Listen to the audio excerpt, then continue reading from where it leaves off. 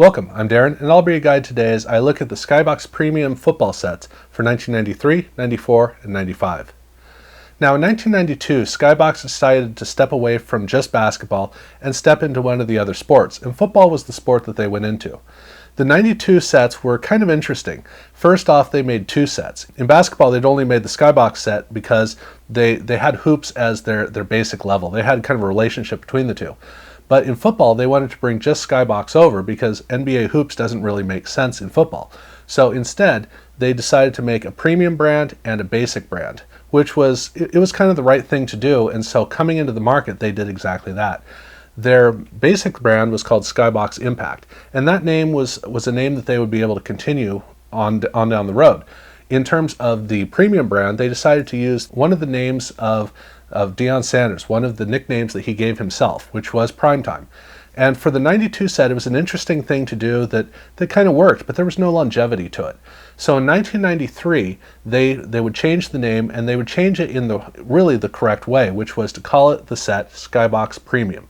And moving forward, even their basketball brand would also be known as SkyBox Premium. So it was a really good brand move that they were going to make. So that was what they were going to do in 1993, embark upon their SkyBox Premium set. And the big question was going to be, okay, so with the 92 sets, how are these things going to evolve? Because the 92 sets were almost like experiments. They were interesting ideas, but they didn't really work. They hadn't been refined. SkyBox didn't understand the football market. They had to kind of feel it out. And so 1993 was the first year that we were able to really see how they were going to move forward in our sport.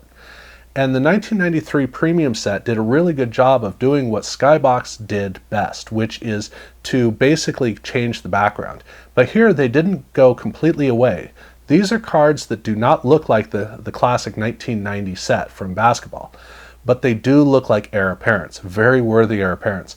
Here you have usually a very bold image of the player, and then the background is basically tinted to two colors for the team.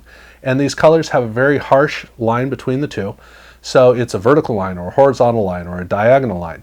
It's a very bold contrast between the two, which is a little bit overpowering, but still, the cards do look great. And the fact that the whole background basically kind of disappears into that color is a wonderful approach that they took for the card front. The card back looks kind of like the Impact cards from the previous year. Not really great, but they do look better than what had been done in 1992, but they still had a ways to go. And that's fine, because they were off to a great start. Now this was a set that did not have any subsets proper.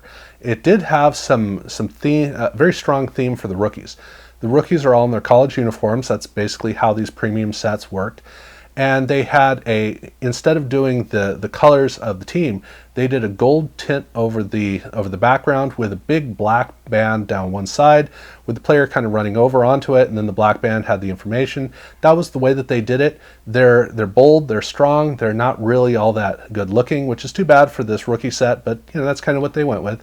And then they also did their checklist in a similar way to the previous year, where they had multiple teams on each checklist, but this time they actually had 8 teams on the checklist. So you packed a lot of teams on, and the checklists also look a lot better. So these are really kind of nice. That's basically what they did for the regular set. They really didn't do anything else. So it was really down to the inserts that they included in it. And the first insert that they had was Primetime Rookies. Now the Primetime Rookie card is designed almost exactly like the cards from the main set. I mean, they look different because it's a different picture, and the big thing is they have foil on the front. Naturally, the card number on the back is different too, but otherwise it is themed in the exact same way as the regular set. And the name Primetime Rookies is kind of an interesting thing that they went with, because they couldn't continue with the Primetime name from 92. It wouldn't work. But they did continue it for the rookies as kind of a little hint of the original set that continued forward in all these SkyBox sets. They also did their Thunder and Lightning cards, and these are horizontal cards. It's one player on one side and one player on the other. They're chrome on both sides, and this is a combination of two players who play really well together as a tandem. Now normally you're going to have like two playmakers that are going to be combined together, but in football the pairings of players all over it's a very complex sport. And so the pairings show up in kind of different ways that you wouldn't normally run into. So in the case of the Broncos, you have Dennis Smith and Steve Atwater, who are two safeties. And Dennis Smith's one of the only guys who could make Steve Atwater make sense for the Lightning version of the Thunder and Lightning combination. But that's kind of the fun of these cards. I do wish that they had at least a hint of the other player on one side, because it's an interactive card. You have to look at both sides for the card to make sense. It doesn't really work well on a display. But there isn't really much to complain about these cards because they are fantastic. And they also did another Kostakos Brothers card set. In 1992, the Kostakos Brothers posters had been in the set, and then the insert set for the Kostakos Brothers was done with a silver foil around the outside so you could differentiate between the insert set and the main set. Well, here they didn't have the cards in the main set, so they got rid of the foil border and just went with a regular card. So if you look at one of these posters and you see that by the numbers it is an insert, how do you know if it's a 92 or 93? Very simple. Foil on the outside, that's 92. No foil, that's 93.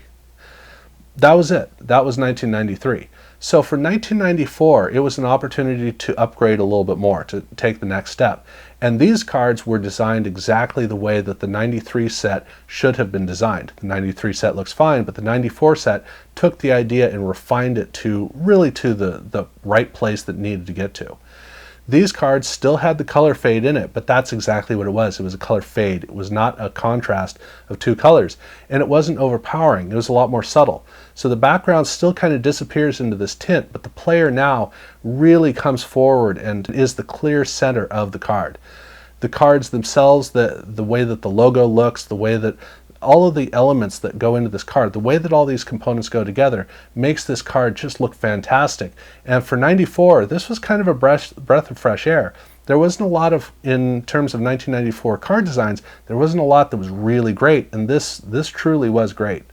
On the card back, they also were finally figuring out card backs. They were really getting it down.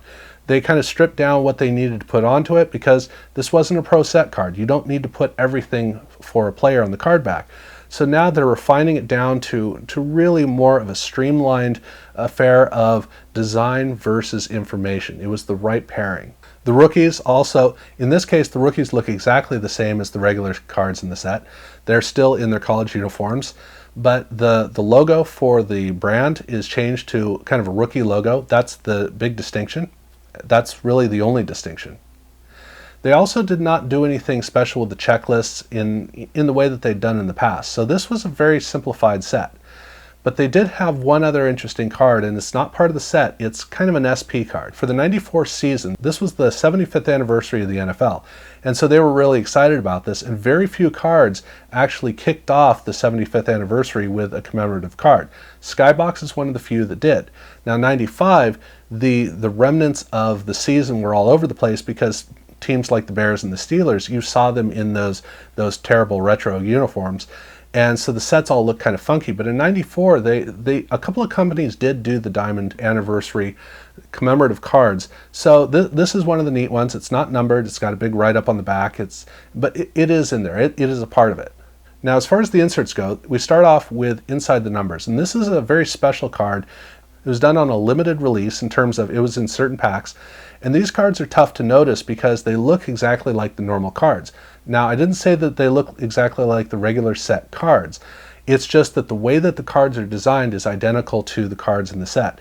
And the only way you can tell is on the back, it has the Inside the Numbers logo on it.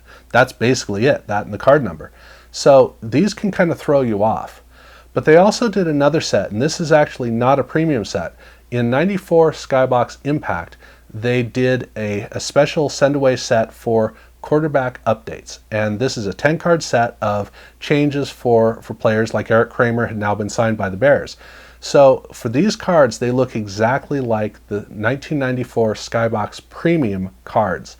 They also don't make any distinction on the back about of 10 or anything special. So unlike the Inside the Numbers, where they actually do have something that makes it seem kind of like they're not regular cards, these they give you no warning at all. So if you're collecting the cards and some card numbered 1 through 10 just doesn't really fit with the rest of the set, it's probably one of these quarterback update cards. They're rare to run into. You really don't. They're usually encountered as a full set, so you're not likely to actually run into them. But these do appear in the set, and they are technically SkyBox Impact cards because that's how they came. Now, as far as the rest of the inserts go, start off with Revolution, and this is, if you're a basketball fan and you're familiar with the Dream Team 2 set, they did something similar here. This is basically a silver foil around the outside. They gave a mottled embossing to that for some texturing. To me, it's really blocky, kind of ugly. I'm not a fan of these cards. The back actually looks kind of nice. I like the color fade on the back, but otherwise, yeah, there's not much to these cards. Then there's also Skytech Stars, and this card has a chrome finish over the front, and it's okay. There's nothing special about it. They were trying to figure out how all of these insert things work. But on the plus side, the card backs do look like the card backs from the set. I mean, almost identically. So that's an improvement. They also did their primetime rookies again, and this time it also has a chrome finish, but here the player is a cutout shot in front of basically a wall of logos of all the 28 teams. It's actually really a nice card. It's a good rookie card because it really showcases the player in a really good way. The card background I think actually looks pretty good. The card back is horizontal, and it's okay. It's not great, but the card front I think is one of the stronger of these insert sets. And then they have a couple of autograph cards. Not many. And they do have a seal of authenticity on it. Not that it really matters because the whole design of the card is very clearly an autograph. I mean, they don't even put the player name on the front, so it's very clear, but they do have a few of those. Now for 1995, they went away from the classic SkyBox no background approach, and they went ahead and they had the player with the normal background behind. But then on the side, they had kind of a marble with one of the team colors in it and the name of the team in it, and then the player runs over onto that.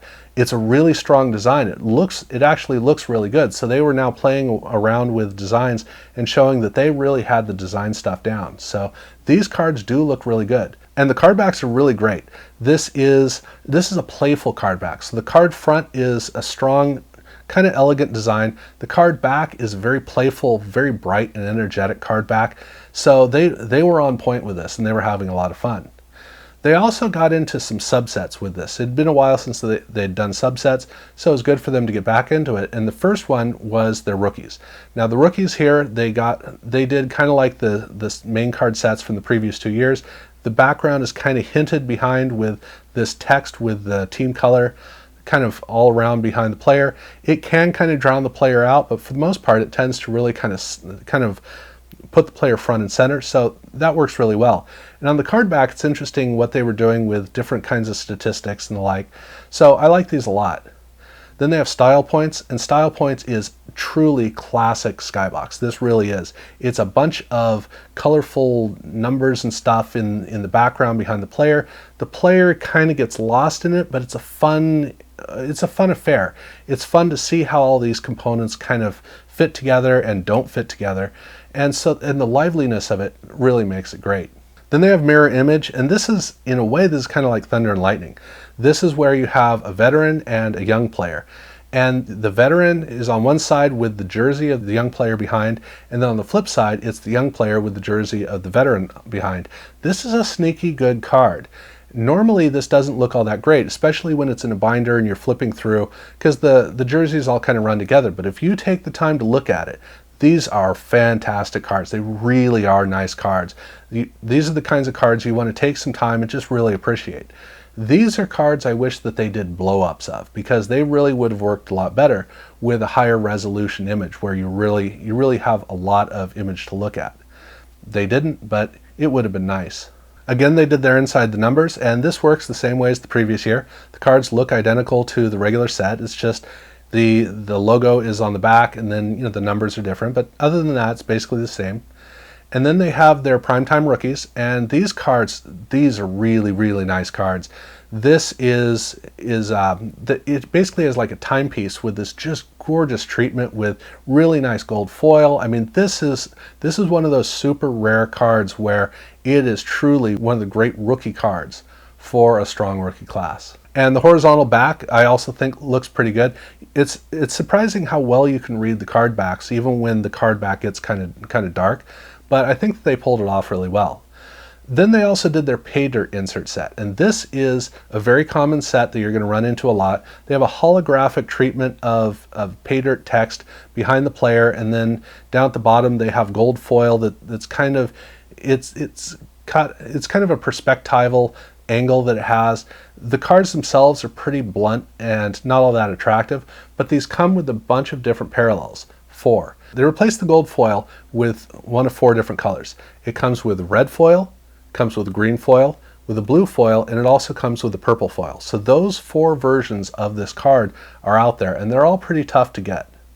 They also did a send away, which was for rookies. Now this is not the whole rookie class. This is actually just the wide receivers that they did for premium.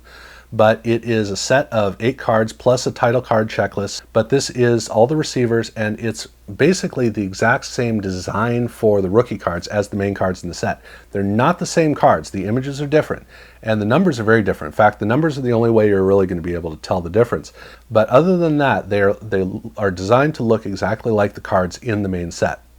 They also have the promise cards, and these are really, really nice cards. There's kind of an elegance to them that I think carries really well.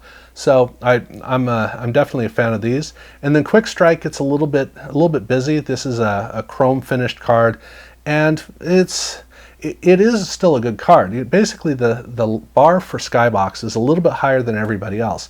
And so this is one of those affairs where this could be a lot better in another set. It happens to be in this set, so it's okay.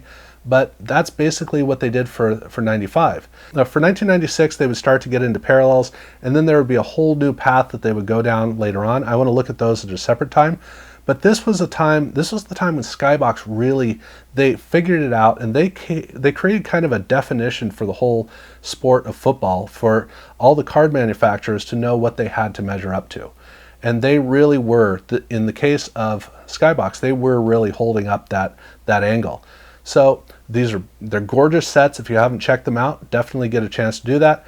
Look at my 92 set if you haven't had the chance to see it, and then watch out for the 96, 97, and on sets that I'll be doing down the road. Subscribe if you haven't done so already, and yeah, thank you very much for watching.